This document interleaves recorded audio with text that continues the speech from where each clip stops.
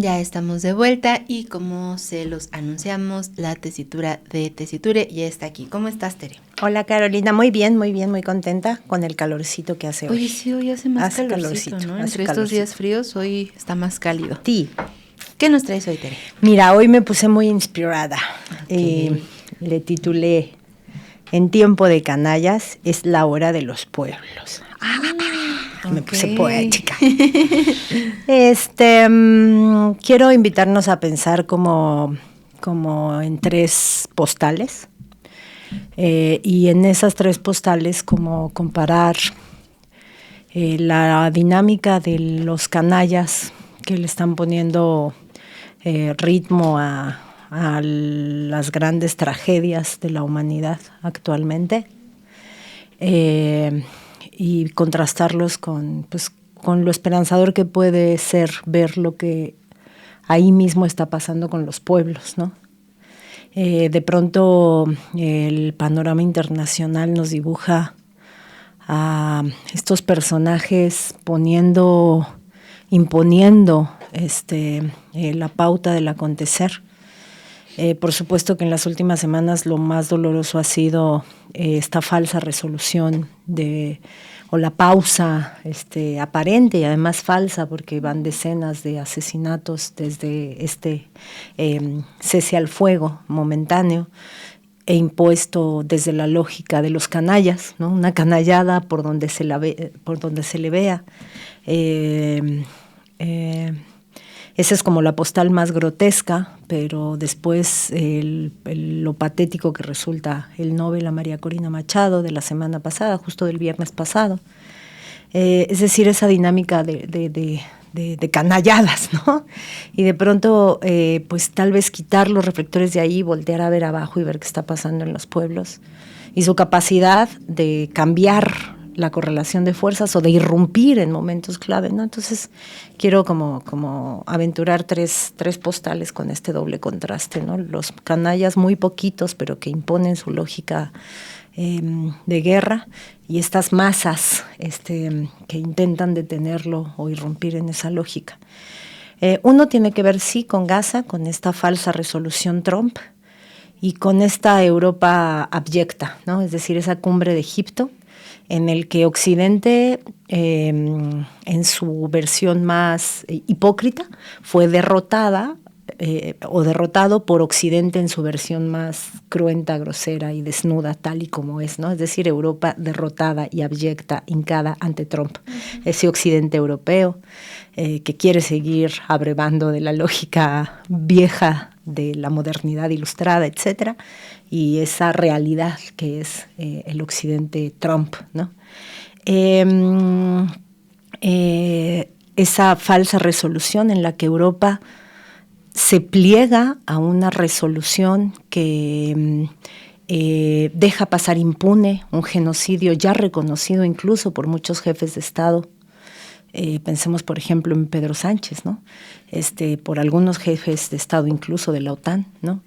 Dejan pasar impune ese genocidio y aceptan este pacto que implica impunidad para el genocida, para el genocida decretado por las propias instancias internacionales, y no solo pues sumisión de un plan de pacificación que en realidad es un plan de negocios impuesto desde la lógica Elon Muskiana de Donald Trump, ¿no? Esa idea de hacer de Gaza un gran centro de negocios de un mundo árabe occidentalizado, etcétera, ¿no? Entonces, esta derrota de Europa, del occidente europeo, ante el occidente gringo, ¿no?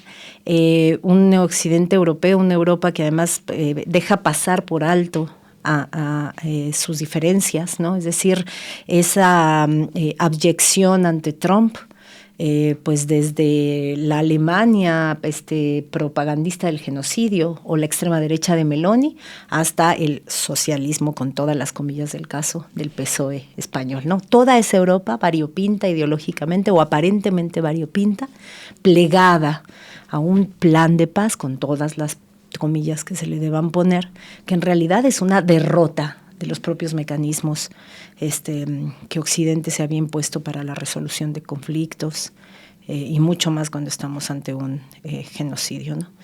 Esta resolución injusta, sin garantías de no repetición, donde el agresor sigue armado hasta los dientes, y no solo no será castigado, sino se le da un lugar privilegiado en el cese al fuego, y esta absoluta derrota internacional del derecho, la derrota del derecho internacional, ¿no?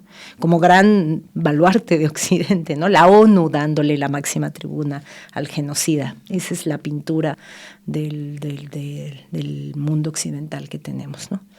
Y entonces esa lógica de canallas, ¿no? Del pacto Trump, contrasta rotundamente con la Europa de abajo, ¿no? Pienso, por ejemplo, en Noruega, así, los mismos días que nos dio Noruega. Noruega nos dio, en la lógica de los canallas, en el tiempo de los canallas, nos dio el premio Nobel para María Corina Machado. Y en los mismos días, la selección noruega nos dio la grandísima alegría del 5-0, que dejaba prácticamente fuera a la selección genocida, del Estado genocida del Mundial del próximo año, derrota que después confirmaría, o descalificación que después confirmaría también la goliza que le metió Italia.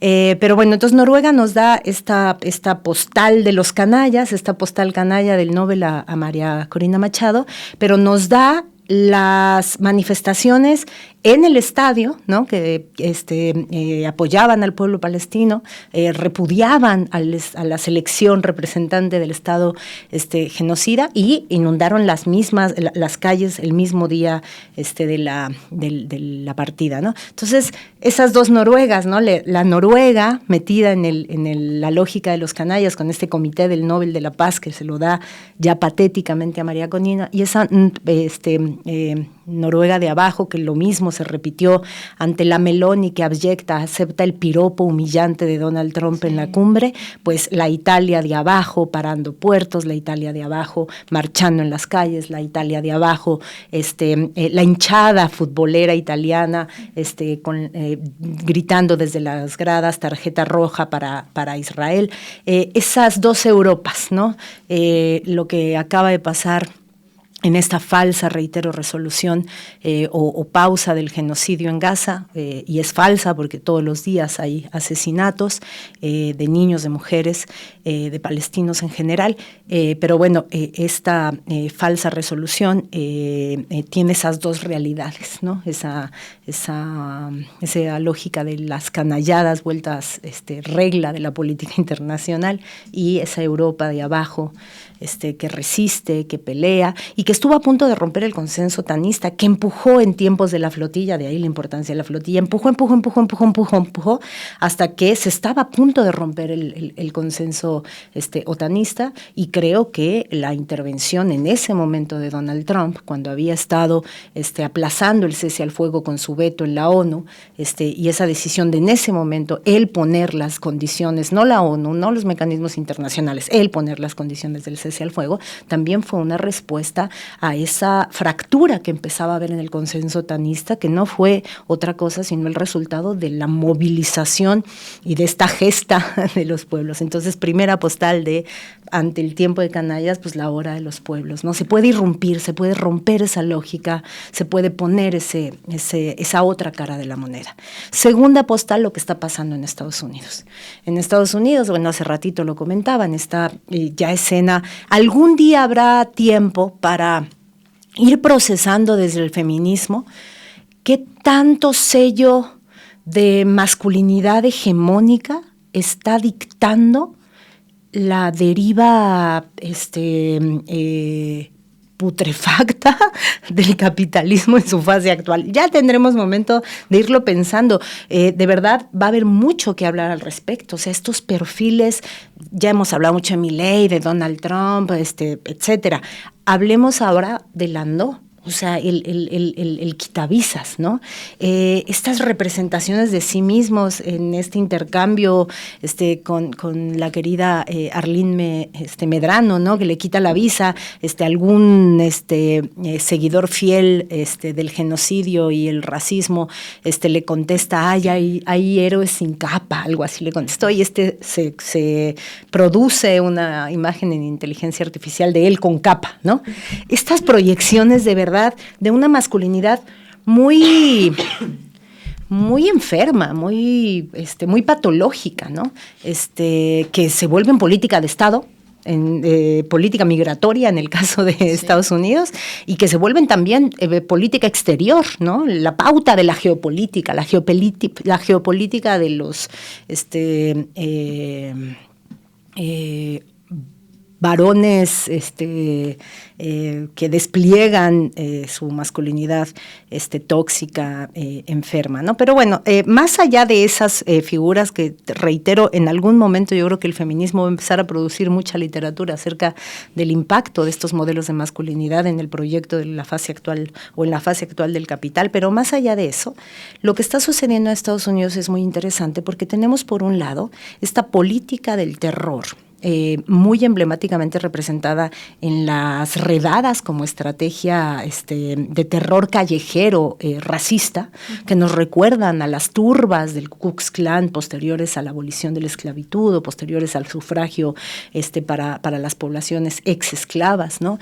En su momento, es decir, esta activación de mecanismos de terror callejero en clave supremacista, avaladas por la lógica de la policía, del actuar policíaco, ¿no? Es decir, el ICE en este momento tiene mucho más la forma de turba supremacista que de operativo policíaco, militar, ¿no? Entonces, esta política del terror en realidad está insertándose en un panorama de movilizaciones cada vez mayor y cada vez más importantes en Estados Unidos. Tenemos, por supuesto, mucha expectativa de lo que vaya a pasar mañana, ¿no? Donde está convocada esta jornada No Kings, que seguramente será masiva y que seguramente va a poner en las pantallas de todo el mundo pues esta tensión profunda que está dándose en Estados Unidos, ¿no? Con una movilización creciente, una movilización que está siendo tal, la movilización, por ejemplo, antirredada, o la que está provocando la militarización de importantes territorios norteamericanos, ¿no? Donde la lógica de extrema derecha, supremacista, racista de Donald Trump está teniendo que contener militarmente la respuesta ciudadana a este estado del terror, ¿no? Entonces tenemos Portland, tenemos en general Illinois, tenemos el caso emblemático de Chicago, en donde la población está respondiendo, no se diga la ciudad de Santuario, donde la población está respondiendo en las calles, en la movilización a esta política del terror, tanto que Donald Trump está teniendo que militarizar la contención a la movilización, cosa que plantea un panorama muy interesante en lo que vaya a estar sucediendo, porque, por ejemplo, como no es la primera vez que pasa, pero está marcando ahorita el ritmo de la coyuntura estadounidense, esta andanada movilizatoria está obligando al Partido Demócrata a distanciarse de la deriva trumpiana del republicanismo, ¿no? Y se está distanciando tanto, no solo en la vocería de algunos personajes clave como el gobernador de Illinois o el alcalde de Chicago, sino en el perfil muy cargado a la izquierda de figuras como el virtual candidato demócrata a la alcaldía de Nueva York, ¿no? Que rompe con todo el discurso trumpiano, con todo, tiene todos los marcadores, ¿no? En una contexto de narrativa islamofóbica, pues un perfil como el candidato neoyorquino, ¿no? En una narrativa que revitaliza el fraseo de la Guerra Fría anticomunista, pues un candidato que se reclama socialista, y en una narrativa de justificación y respaldo material y simbólico absoluto de Donald Trump a Netanyahu, un candidato que dice, si de mí depende, Netanyahu será aprendido, ¿no? Eso, por supuesto, tiene que ver con el perfil del personaje, pero que el Partido Demócrata abrace esos perfiles que están muy lejos del centro muy cargado a la derecha, que casi no es centro, que representa el Partido Demócrata, que solo parece centro cuando gobiernan los republicanos, porque cuando gobiernan los demócratas parece derecha o extrema derecha, pero como todos estos términos son relativos, pues en tiempos de Donald Trump, pues el Partido Demócrata parece centro derecha, ¿no? Pues las movilizaciones están obligando a enclaves importantes de la opción política demócrata a cargarse más a la izquierda para tomar distancia de los enclaves más importantes, supremacistas, islamofóbicos e imperialistas racistas de Donald Trump. Lo cual nos deja un panorama muy interesante respecto a cuál va a ser la capacidad de actuación de Donald Trump con una casa tan agitada, ¿no? En un momento de tanta agitación política. Y entonces, nuevamente, al tiempo de canallas en Estados Unidos, ¿no? Esa política racista de Landau a Marco Rubio y a Donald Trump, pues le responde la propia movilización del pueblo estadounidense, que no va a permitir que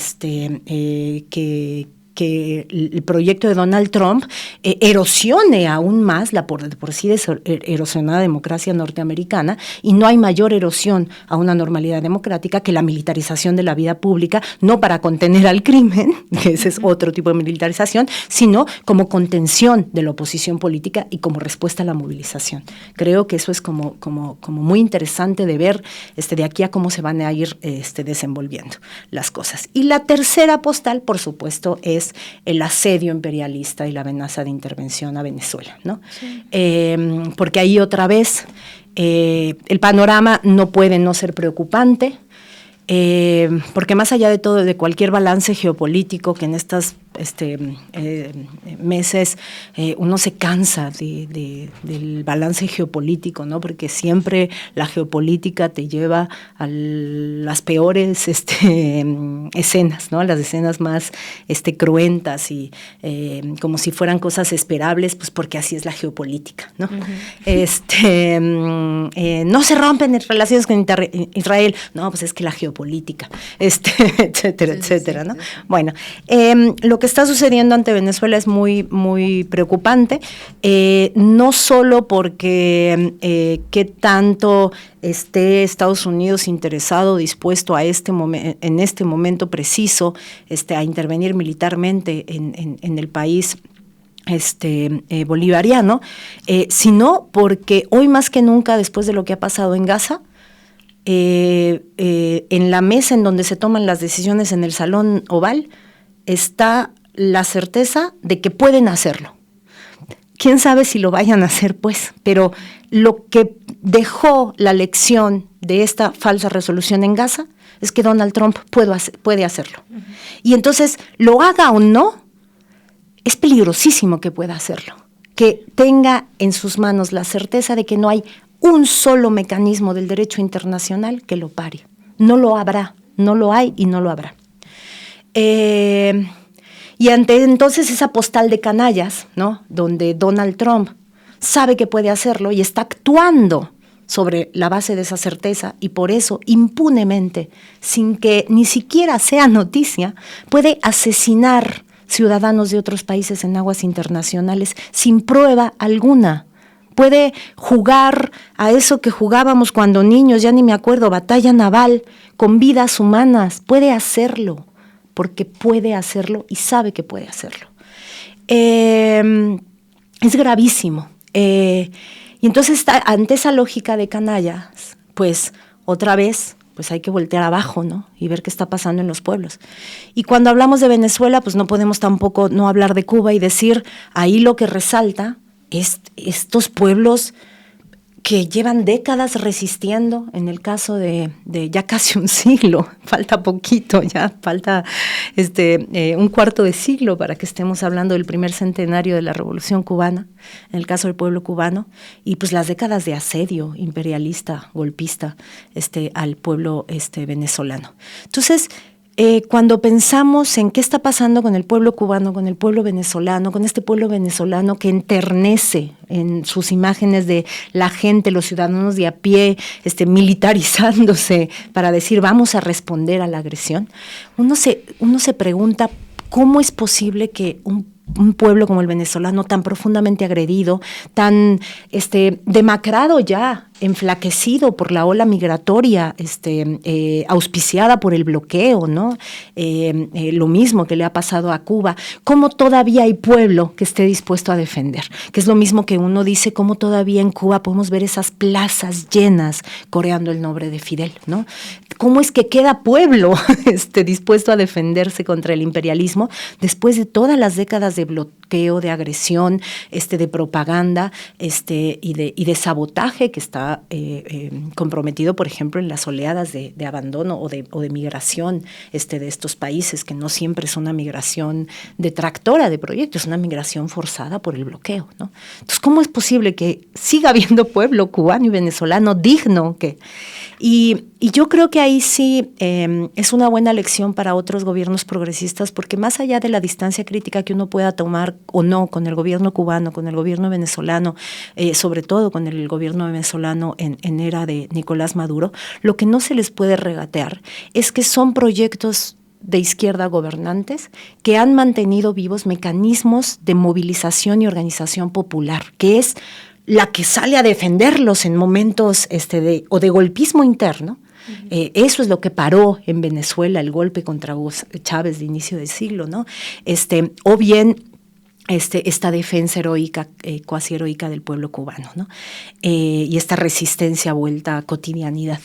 Entonces, el poder popular, la estructura del poder popular en Cuba o las comunas venezolanas, ¿no? Ahí pasa algo que ha sido auspiciado desde el proyecto de Estado de ambos proyectos de izquierda, que en parte explica que ese pueblo siga marcando ritmo y siendo capaz de responder con todas sus limitaciones y con todo lo adverso que es el panorama.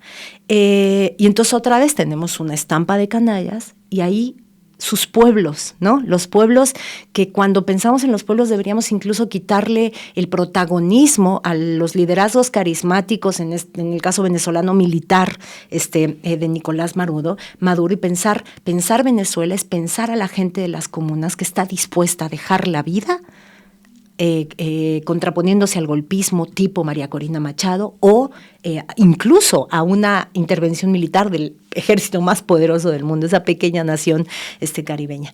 Y entonces, para irme enfilando ya hacia el final, fíjate qué estampas tan distintas, ¿no? Decíamos, la estampa de la cumbre en Egipto es la estampa de la Europa abyecta. Sí. Y entonces ahora comparémosla con la estampa de Petro y Claudia Sheinbaum diciendo y confirmando una política exterior de la 4T hacia América Latina, una política regional que ha sido muy consistente, y no es regateable, lo ha sido ante Bolivia, lo ha sido ante Ecuador, lo ha sido ante Perú, ¿no? De no asistir a la cumbre de la OEA. Veamos las dos cumbres. La cumbre que vimos con los jefes de Estados europeos, la cumbre de la Europa abyecta, es la cumbre de la abyección, ¿no? Ante la lógica de los canallas. En cambio, el debate previo a la cumbre de la OEA nos pinta a América Latina pues como un pequeño territorio donde la dignidad y los principios todavía pueden poner temas en la agenda, en este caso de la multilateralidad. Y entonces no es poca cosa. No porque sea una continuidad respecto al sexenio de López Obrador, es minimizable el gesto político de condenar la exclusión de Cuba, de Venezuela, de la cumbre de la OEA. Y paradójicamente, y ya con esto cierro, Caro, paradójicamente, así como hemos dicho hasta el cansancio, que la 4T debería escuchar y acompañar la exigencia que desde la base, alguna base de la 4T, pero sobre todo mucha base movilizada que le queda a la izquierda, se le hizo y se le sigue haciendo de endurecer la postura de México ante Israel, de tener una política exterior principista respecto al genocidio en Gaza, en donde la geopolítica deje de pesar porque ante lo que vimos la geopolítica ya no alcanza. Entonces, así como hay que reconocer y hay que exigir que el gobierno acompañe el clamor que le viene de la izquierda a romper con Israel, pues yo sí nos invito a que la misma gente que salimos a exigir la ruptura de relaciones con Israel, acompañemos a la presidenta en decir intervencionismo no. El tiburón norteamericano no va a poder hincar sus fauces en América Latina.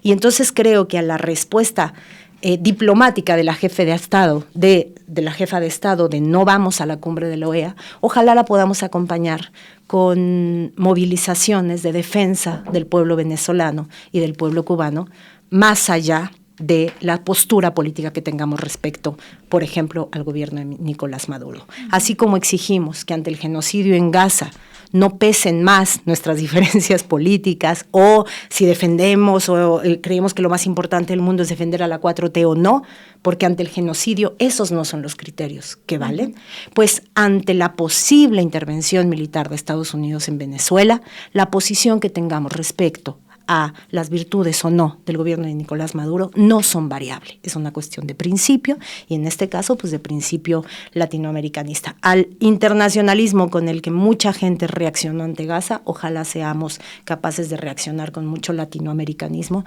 ante lo que se viene, pues porque quién sabe si lo vayan a hacer, pero saben que pueden hacerlo, y necesitamos desde abajo irrumpir también en eso.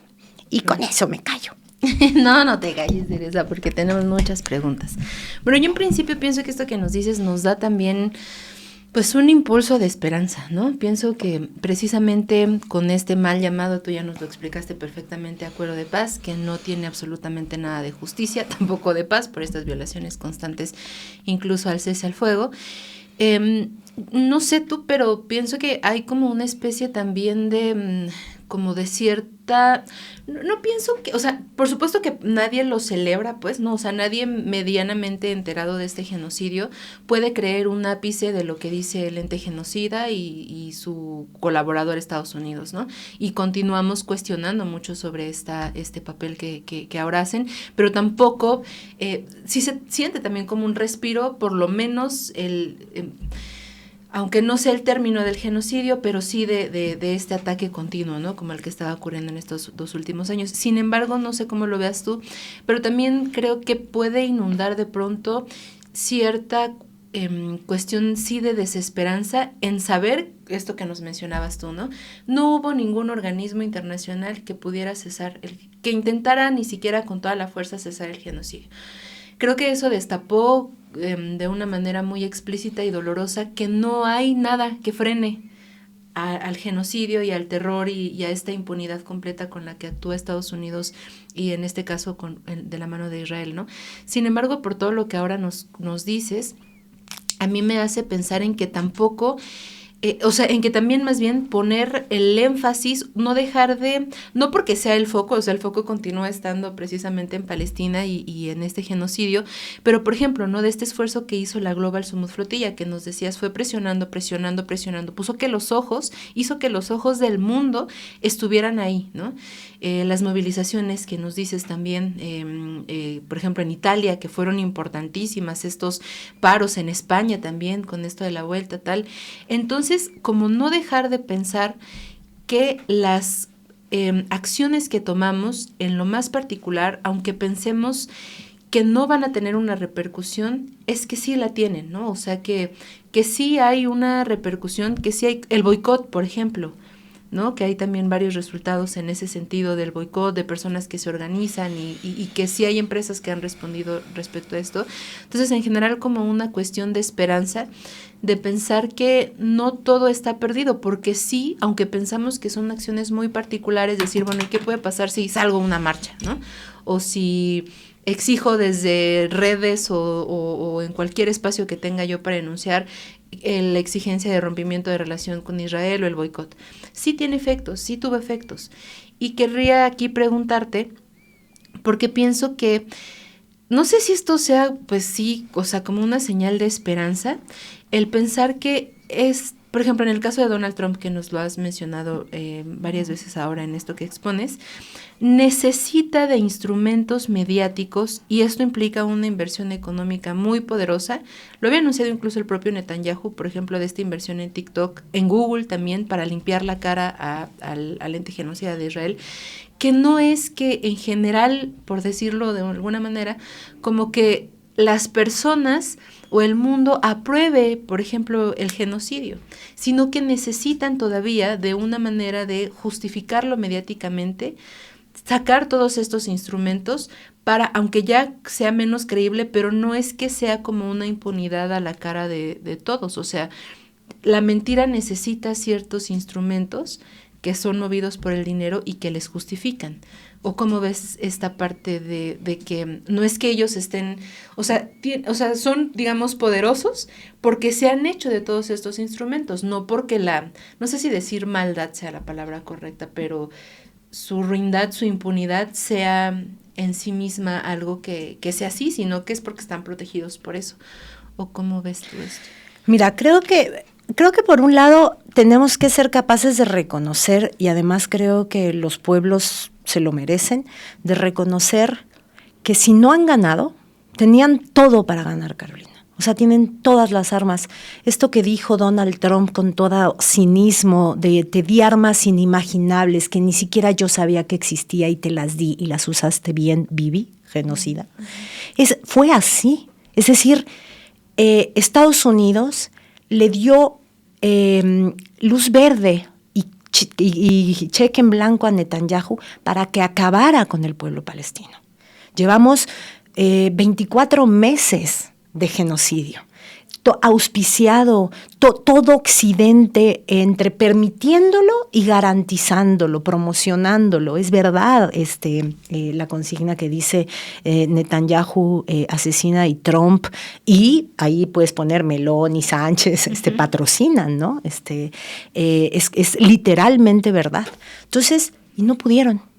Para estos momentos, el plan de Netanyahu era haber terminado con el pueblo palestino y haber extendido la frontera de Israel hacia el conjunto de la Franja de Gaza. Y no pudieron. ¿Y por qué no pudieron? Estamos certerísimos y estamos clarísimos en que esto no es una resolución justa, en que esto ni siquiera garantiza la paz en la Franja de Gaza, ya no digamos en Líbano, en Cisjordania, porque el ente genocida y sionista sigue su proyecto colonialista patrocinado por Donald Trump, y de hecho, por ejemplo, les sirve esta aparente calma para seguir asesinando en Cisjordania y que ya los medios no estén ahí. En México está muy claro, ¿no? Hay mucha ánimo de, bueno, ya pasemos página, ya, a otra cosa mariposa, ¿no? Por eso no tenemos que tampoco caer en que el pánico justificado del ánimo intervencionista en Venezuela nos quite la vista de lo que está ocurriendo en Medio Oriente, ¿no? Sí. Pero bueno, el punto es que no pudieron. ¿Y por qué no pudieron? Pues porque el pueblo palestino ahí está. Las imágenes masivas de un pueblo que va a regresar a reconstruir, o que quiere regresar a reconstruir desde las ruinas sus lugares, pues nos da la medida de por qué no pudieron.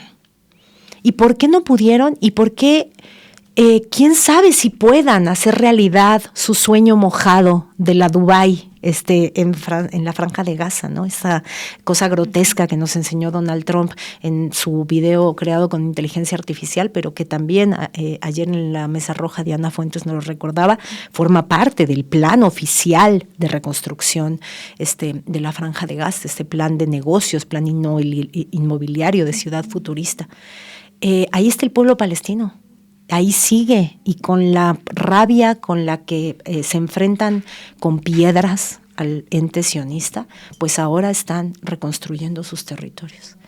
Y en esa reconstrucción de sus territorios, por muy agredidos y socavados que hayan quedado en los términos del pacto arrancado por este sujeto que les lanzó el ultimátum, pues de esas ruinas van a sacar material para sus casas, para reconstruir sus casas, pero también van a sacar las piedras con las que van a seguir contrarrestando el ataque de los colonos sionistas. Entonces, pues ahí está el pueblo, y eso es un factor del por qué no pudieron.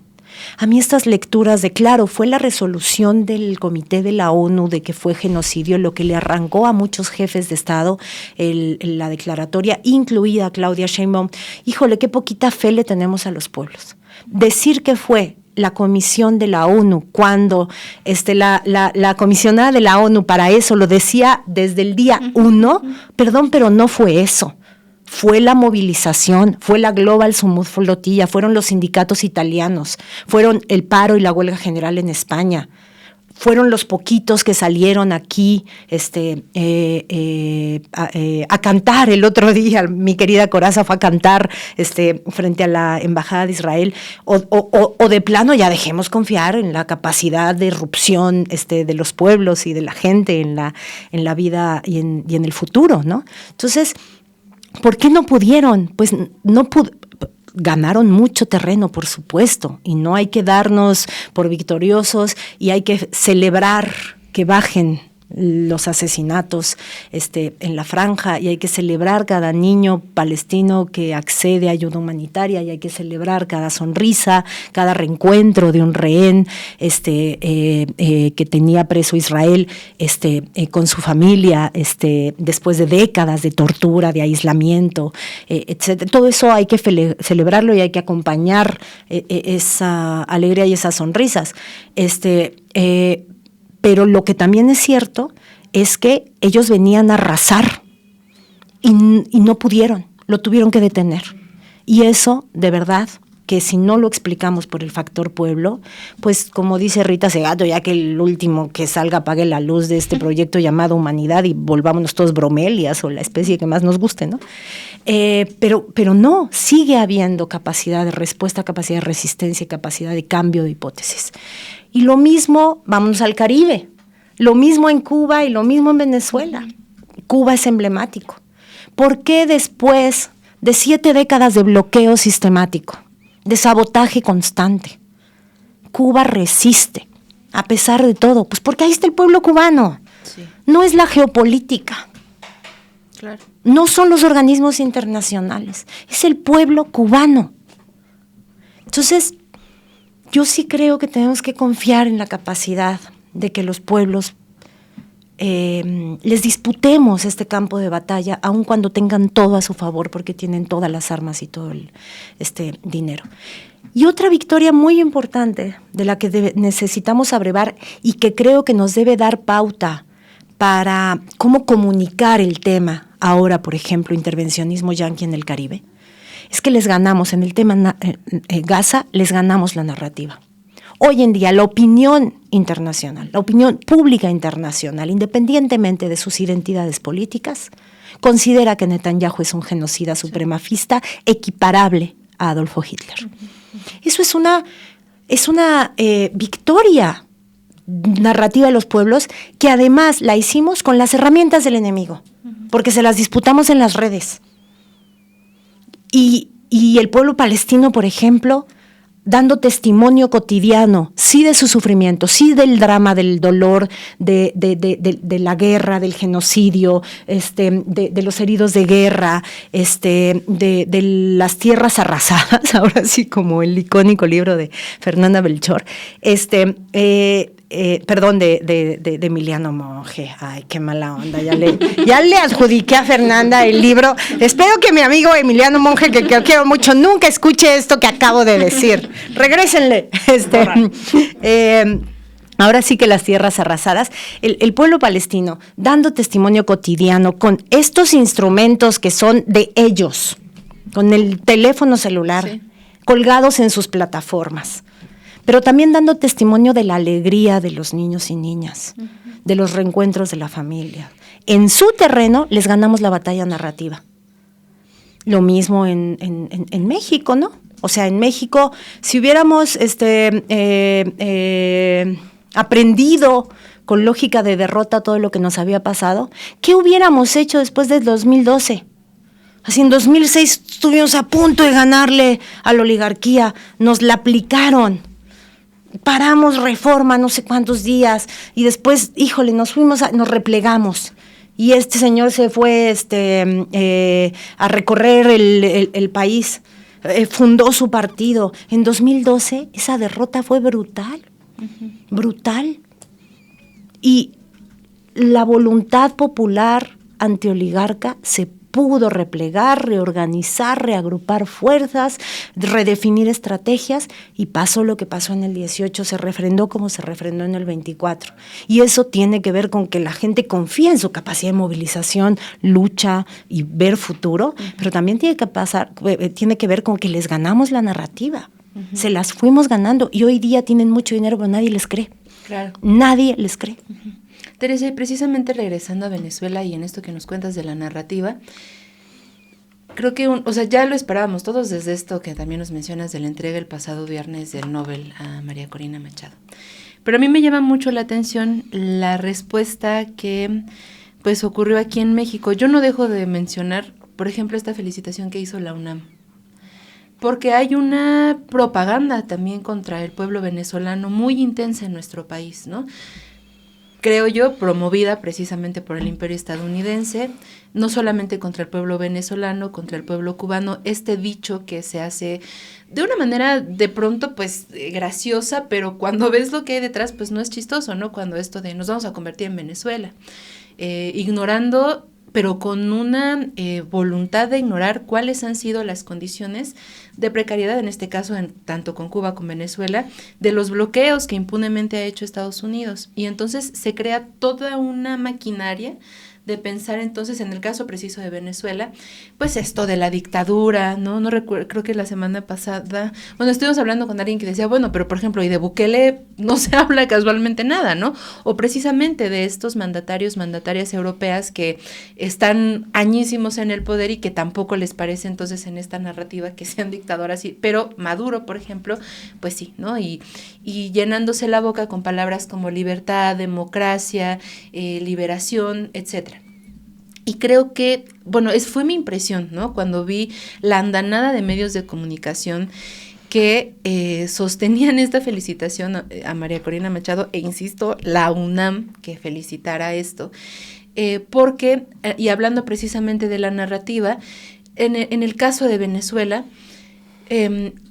¿Cómo ahí, pues, porque creo que al final, ayer tuvimos aquí también a María Fernanda Barreto, que ella es periodista colombo-venezolana, y claro que nos decía, aquí se van a enfrentar y Trump, vas a ver que el pueblo va a salir de frente, pues, ¿no? Sin embargo, en esta unión, lo digo por la unión también de la que tú nos refieres de América Latina, ya hay estos posicionamientos por parte de algunos presidentes, en el caso también de la presidenta Claudia Sheinbaum, pero ¿cómo podemos combatirla? Pues esta movilización que a mí me parece también necesaria también de aquí de México a favor del respeto a la soberanía de Venezuela, pero con toda esta propaganda que no es nueva, que ha sido por décadas, ¿no? Contra el pueblo venezolano. ¿Cómo podemos ir en contracorriente, pues sí, de toda esta información que circula de muchos medios con este estigma a los pueblos, porque está contra los pueblos también, ¿no? ¿Cómo ves esto? Sí, creo que, fíjate que Venezuela nos da muchas lecciones de muchas cosas, porque también nos enseña algunos límites de una progresía muy cargada hacia el centro, que es la progresía que está dispuesta que su discurso sea funcionalizable para los objetivos del imperialismo yanqui, en este sentido, ¿no? Es decir, su distancia crítica con Venezuela, están dispuestos, no les parece éticamente deplorable, están dispuestos a que sea funcionalizable como propaganda del imperialismo yanqui. Nadie podría decir que la UNAM es una universidad, incluso, te diré, podrían decir que hoy en día quien dirige los destinos de la Universidad Nacional viene de una trayectoria de izquierda, porque también estuvo en el CEO, o sea, podrían decirlo, ¿no? Mucha progresía vio con buenos ojos la elección de Lomelí, ¿no? Pero si lo consideráramos, yo creo que hay un proceso gravísimo de derechización de la burocracia universitaria, pero si consideráramos que ya no es Narro, sino Lomelí, es decir, si ya no es una pieza clave del viejo PRI, sino este que viene de la trayectoria de la progresía universitaria, en este caso del movimiento universitario, aún si nos fuéramos con esa finta, pues estaríamos ante estos discursos que están dispuestos a prestarle su lugar político, su lugar en el espectro político al imperialismo yanqui, ¿no? Es decir, la UNAM felicitando a María Corina Machado o comunicando en sus portales oficiales de la forma en la que comunicó el Nobel, que era un tono de felicitación, haciendo suya la justificación absolutamente falaz y ya insultante del premio Nobel, el premio Nobel a la guarimba, al llamado a la violencia callejera, al golpismo, a la intervención militar,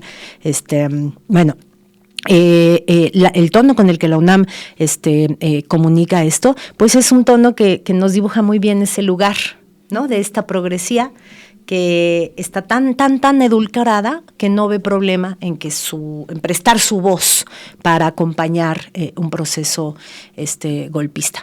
En ese mismo sentido, veo como estas exigencias que se le hicieron a Claudia Sheinbaum de ¡ay, qué poca sororidad! ¿Cómo fuiste tan rígida y tan parca en decir sin comentarios? Creo que no fue tiempo de mujeres. Exacto. No, y fíjate cómo en los casos tipo Venezuela nos enseñan los límites de ese tipo de eslogans.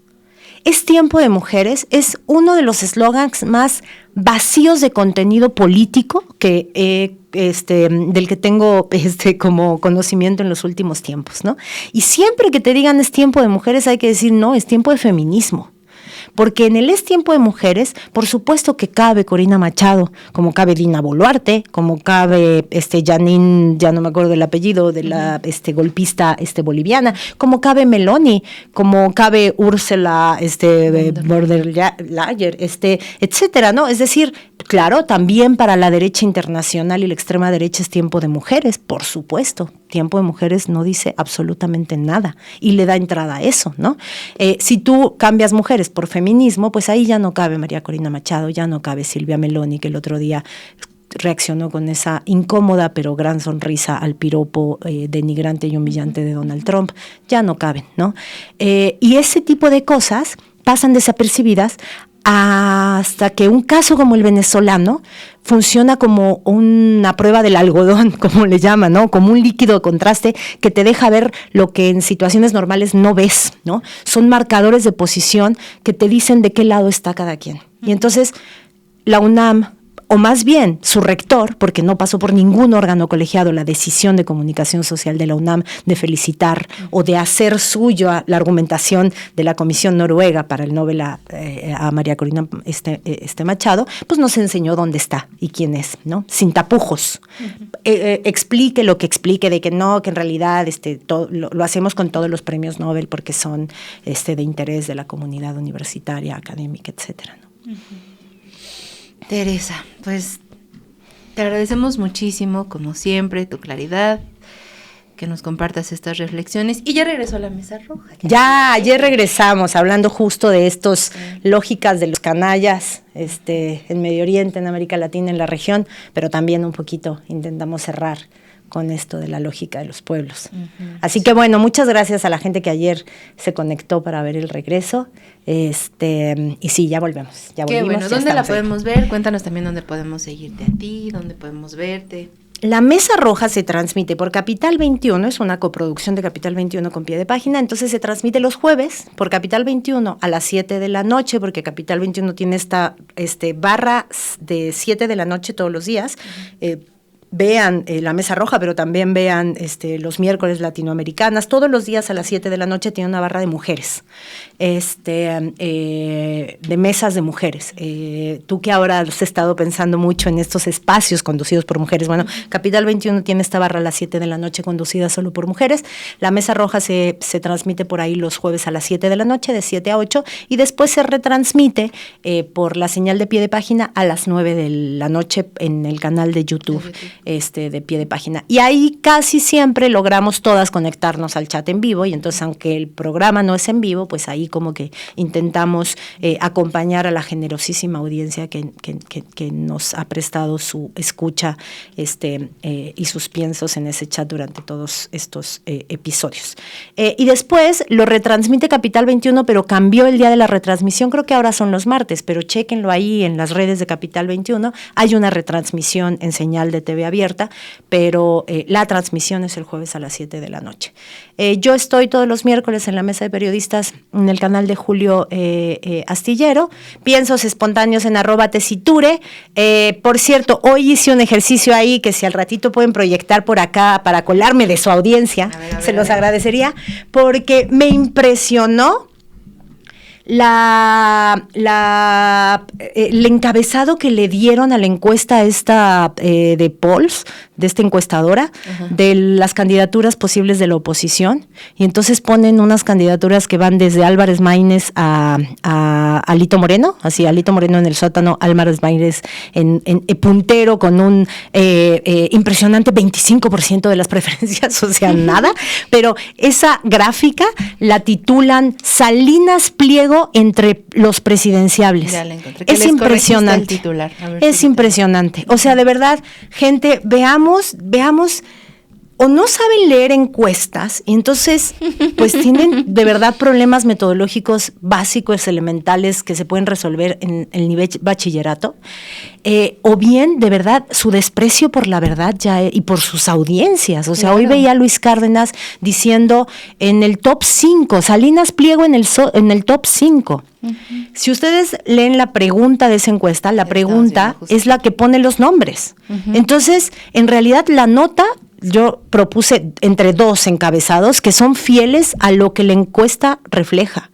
Claro. O tienes que decir que cualquier perfil mediano y mediocre de Movimiento Ciudadano supera y duplica las preferencias entre el electorado de derecha sobre los perfiles más importantes del PRI o del PAN, eso es una buena nota. O sea, cualquier perfil mediocre de MC supera y duplica las preferencias electorales de un Ricardo Anaya o un Alito Moreno. Esa es una nota. Uh-huh. Y la otra nota sería que aún con toda la maquinaria millonaria que le han puesto a Salinas Pliego a la fabricación de su posible liderazgo político, comparte sótano con Teresa Jiménez, o sea, y con Alito Moreno. Sí. Eso era la nota. Pero Luis Cárdenas y el mismo encabezado de la gráfica decide encabezar diciendo se cuela al top 5, cuando en realidad está en el bottom 3. Entonces, bueno, como para que veamos cómo funciona la propaganda y a qué estamos llegando entre el desprecio por la verdad y la falta de sentido de realidad de estas personas. Claro, y falta también de respeto a las audiencias, ¿no? Por supuesto. De Luis Cárdenas, el empresario Ricardo Salinas Pliego, entró al top 5 de aspirantes de la oposición rumbo al 2030, según la encuesta de Territorial. No se quedó en antepenúltimo lugar de los personajes más mediocres de la derecha nacional, uh-huh, sino que se coló al top 5. Lamentable, de verdad lamentable. Sí. Bueno, y los viernes estoy aquí a las 12 p.m. en punto, con Carolina de Nova y todo el hermoso equipo de Chamuco Media en la noticiera. Sí, pues Tere, como siempre, muchísimas gracias. No, a ti por el espacio. Por ayudarnos a pensar juntas y juntos. Muchas gracias. Nos vemos el próximo viernes. Vale. Recuerda que si quieres ver más contenido como sintoniza de lunes a viernes la noticiera a las 11 de la mañana por Chamuco Media.